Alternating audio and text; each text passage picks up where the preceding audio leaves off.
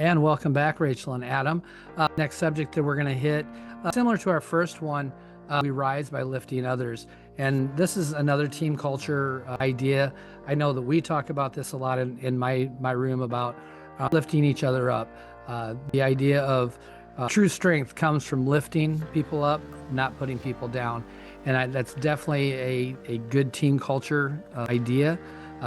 We always want to be positive with our teammates. We don't want to be negative towards them. We don't want to put them down and make them feel that they're not part of the team and stuff.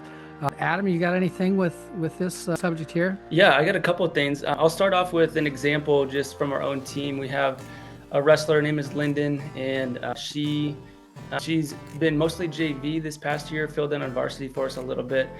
But she's one that shows up every day and works hard. But we actually elevated her to captain status because one day we had a girl that was staying back because she had to get an extra workout to make weight.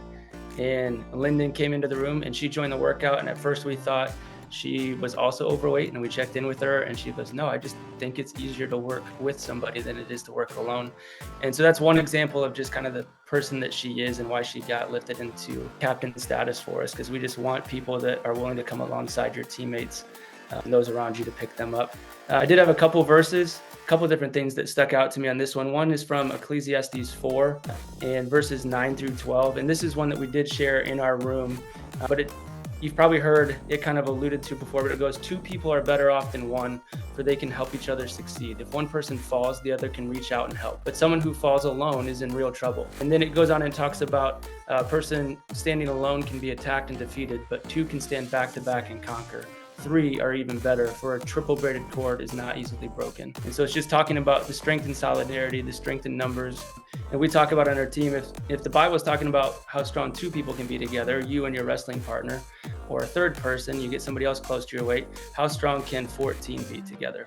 If you wind 14 cords around each other, how strong is that cord going to be? You can't break through that. That's going to be an unbreakable bond that you guys form, and a bond that carries through life, right?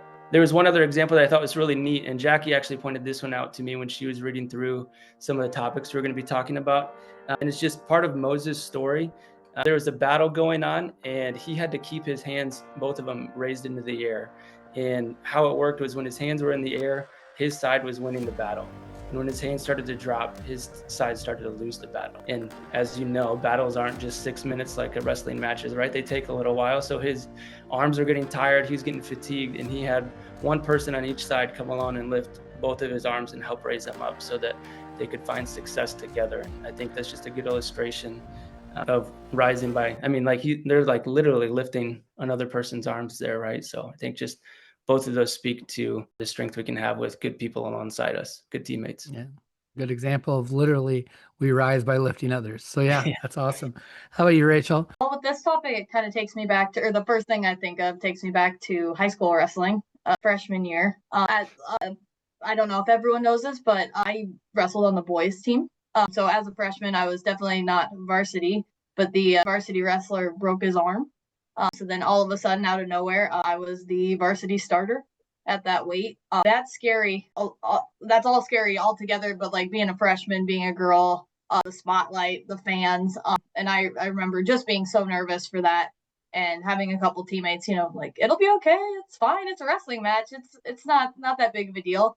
I went out there and did not perform the way I wanted to, but I had a coach, his name's Nick Britton. He had an awesome tradition that no matter whether the person on the mat wins or loses, everybody gets up out of their chair and like kind of welcomes them off the mat.